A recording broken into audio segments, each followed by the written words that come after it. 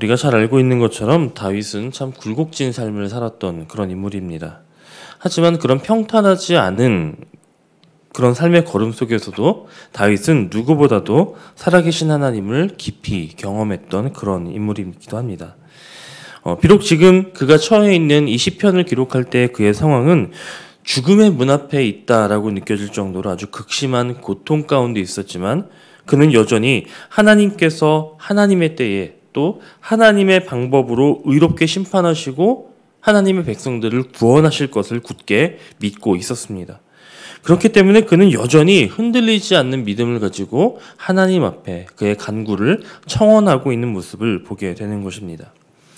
사실 우리가 신앙생활을 함에 있어서 우리가 하나님을 향하여 청원하는 것, 그것은 굉장히 당연한 일이고 또 필요한 일이기도 합니다. 우리가 우리 삶의 문제를 가지고 하나님 앞에 간구하지 않는다라고 하는 것은 오히려 하나님의 일하심이나 하나님의 도우심이 나에게는 필요하지 않다라고 하는 그런 불신앙의 또 다른 모습이기도 하기 때문입니다. 특별히 오늘 이 다윗은 자신이 처한 고통의 상황을 두고 하나님의 적극적인 개입과 또 구원을 청원하고 있습니다. 하나님께서 은혜를 베푸셔서 지금 자신을 괴롭히고 있는 모든 악인들과 이방인들을 심판하여 주시고 나의 고통을 돌보아 주시기를, 돌아보아 주시기를 그렇게 청원하고 있는 것이죠.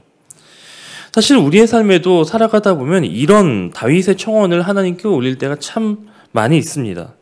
당장 우리의 삶 속에서도 내가 하나님의 뜻을 따르며 신실하게 살아가기를 작정하고 또 주변을 보아도 그렇게 살아가고 있는 그런 사람들보다, 그런 신실한 의로운 이들보다 악인들이 더 득세하며 살아가는 것을 많이 보기도 하고 오히려 의인들이 억울한 고통을 당하는 이와 같이 우리의 생각이나 우리의 기준, 우리의 판단으로는 당연하지 않고 이해하기 어려운 그런 일들을 만날 때 오늘 이 다윗의 청원이 나도 모르게 우리의 입술 가운데 있기 쉽다라고 하는 것입니다. 이런 일들을 접할 때, 이런 청원이 절로 나오는 이런 상황을 접할 때 우리는 낙심하거나 또는 혼란스러움을 경험하기 쉽습니다. 그러나 오늘 시편은 이런 때에라도 우리에게 당연한 그런 고백이 있을 때에라도 우리가 하나님의 백성답게 어떠한 모습으로 살아가야 하는지, 그리고 우리가 무엇을 붙들어야 하는지, 그리고 그에 따른 우리의 삶의 태도가 무엇이어야 하는지를 우리에게 알려주고 있는 것입니다. 먼저 우리는 이 악한 자들이 벌이는 혼란스러운 일들 속에서도 하나님이 여전히 이 온 세상의 주관자이시다라고 하는 사실을, 이 진리를 잊지 말아야 합니다. 아무리 악인들이 득세하고 또 무죄한 자를 억압하고 그런 의인들을 고통에 빠뜨린다고 할지라도 그때에도 하나님께서 함께하고 계시며 결국은 하나님께서 모든 일들을 심판하실 것이라는 그 사실을 믿는 것입니다. 하나님이 정하신 때가 되면 악한 자들은 자신들이 파놓은 웅덩이에 빠지게 되고 자기가 몰래 쳐놓은 그물, 그 함정에 걸리게 될 것입니다. 왜냐하면 그 역시도 어떻게 우연히 이루어지는 것이 아니라 하나님께서 다 기억하고 계시고 그 악한 자들의 행위를 잊지 않으시고 그들에게 보응해 주시기 때문입니다. 이 믿음을 굳건히 붙잡았던 다윗은 먼저 시온에 계신 하나님을 찬송하기 시작합니다. 시온에 계신 하나님이라고 하는 이 표현은 예루살렘 성전에 있는 그 언약궤를 통해 구원 역사를 행하시는 하나님을 의미하는 것이죠. 즉 다윗에게 있어서 하나님은 저 멀리 하늘 저 높이에 계셔서 나와는 거리가 있고 나와는 아무 상관없는 그런 분이 아니라 늘 자기가 거하는 그 시온, 자기가 늘 찾는 그 예배의 자리 앞에 늘 가까이 계시며 자기를 돌보아 주시고 자기의 부르짖음을 들으시는 그 하나님을 믿었다라고 하는 것입니다. 지금도 우리에게 주신 이 시온의 언약궤인 믿음의 공동체, 이 교회를 통해서 하나님은 동일하게 일하십니다. 우리가 부르짖음을 가지고 우리의 고통을 가지고 이 자리에 나와 부르짖을 때 하나님은 우리의 가장 가까이에서 우리의 부르짖음을 들으시고 우리의 청원에 응답하신다라고 하는 것입니다. 그렇기 때문에 우리도 결국 다른 곳이 아니라 바로 이 시온의 문에서 기쁨으로 찬송하게 되고 주의 구원을 노래하게 될 것입니다. 이처럼 사망의 문을 만난 것 같은 그 어둠의 때에도 오히려 하나님을 찬양하기를 쉬지 않는 저와 여러분이 되시길 바랍니다. 그때에 우리의 찬양을 들으시고 우리의 고백을 들으시는 하나님께서는 고통당하시는 당신의 백성들을 위해서 그들의 억울한 상황에서 그들을 건지시며 보상해 주실 것이고, 그때 우리는 진정으로 이 시온의 문에서 기뻐하게 될 것입니다. 하나님은 그처럼 하나님의 백성들을 결코 저버리지 않으시고 끝까지 자비로 돌보시는 분이십니다. 그렇기 때문에 우리는 언제나 어떤 상황 속에서나 끝까지 함께해 주시는 하나님을 신뢰하고 붙들어야 하는 것이죠.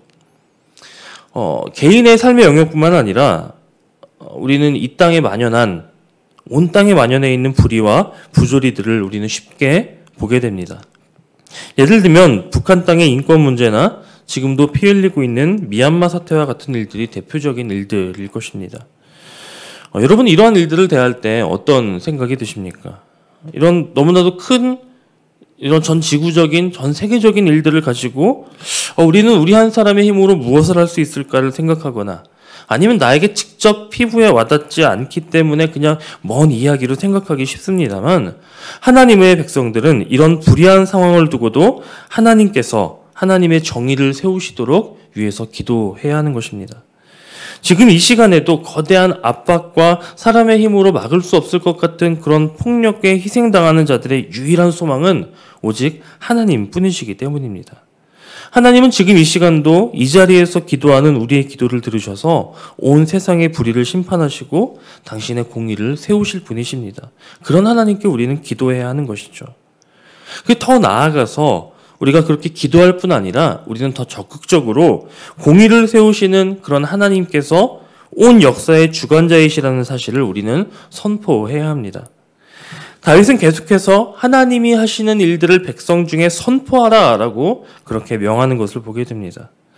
하나님의 백성은 하나님을 잊어버린 사람들과 또 열방을 향해서 하나님을 알려야 할 그런 사명이 있습니다.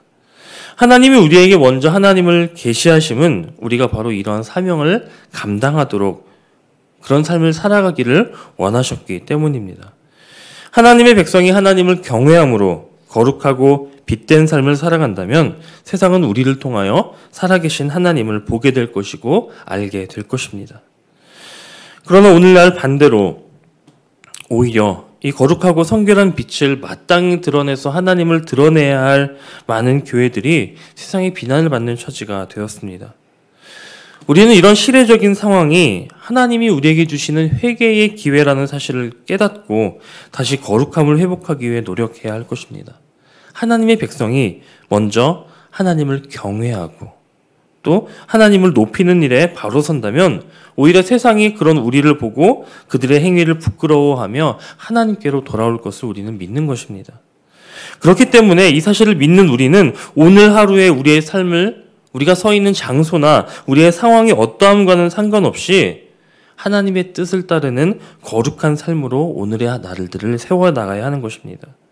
우리가 서 있는 자리에서부터 하나님의 뜻을 따라 살아가는 그 일, 또 그 장소에서부터 하나님을 선포하는 그 삶을 통해서 하나님이 세상 가운데 드러나시기 때문입니다. 그래서 우리가 살아가는 오늘 하루의 우리의 삶의 현장이 아주 중요한 것입니다. 하나님은 가난하고 궁핍한 자들의 부르짖음을 들으시고 또 잊어버리지 않으시는 분이십니다. 하나님은 피 흘리심을 신문하시고 가난한 자들을 잊지 않으신다라고 말씀하십니다. 여기 가난한 자는 악인들에게 억압을 받아 시련 가운데 있는 자들입니다. 이들은 하나님의 특별한 관심의 대상을 받는 이들입니다. 오늘 우리의 삶의 현장에서 그러한 이들을 본다면 우리는 하나님의 특별한 관심을 받고 있는 그들을 향하여 우리의 마음을 쏟아주고 또 그들을 섬김으로써 또 그 가운데에서도 하나님의 이름이 높아지는 그 일을 감당해야 하는 것이죠. 이처럼 하나님의 자비를 본받아서 이웃을 긍휼히 여기고 또 우리가 그들을 섬길 때 우리를 통해서 하나님의 자비가 선포되어질 것이고, 또한 우리가 예수님의 가르침대로 서로 사랑하고 하나가 되어서 섬길 때 세상은 우리가 예수님의 제자임을 인정하게 되고 그 가운데 하나님의 빛은 드러나게 된다는 것입니다. 하나님은 이처럼 어두운 세상에서 당신의 빛을 드러낼 이들을 찾고 계십니다. 그리고 그 찾으심의 끝에 저와 여러분 그리고 우리 세상의 빛 이레교회가 하나님께 발견되어지기를 간절히 소원합니다.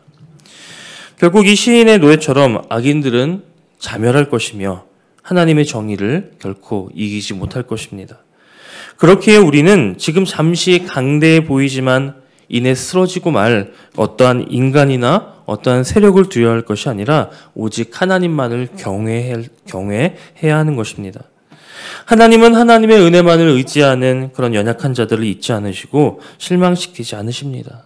우리에게 오늘 이러한 믿음이 있어서 이 믿음으로 세상을 이겨내게 되기를 간절히 소원합니다.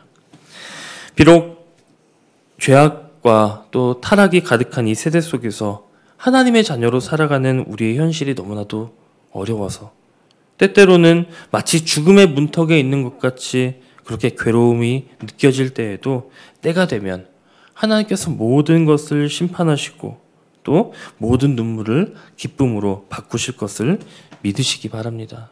그리고 그 믿음으로 그분의 때와 그분의 방법에 겸손히 순종하며 인내함으로 그 때를 기다리되 그 가운데에서도 우리의 삶의 현장에서는 가장 치열하게 믿음의 싸움을 감당하며 기다리는 그런 저와 여러분이 되시기를, 그래서 마침내 시온의 문에서 기쁨의 찬양을 드리게 되는 저와 여러분이 되시기를 주님의 이름으로 간절히 축원합니다.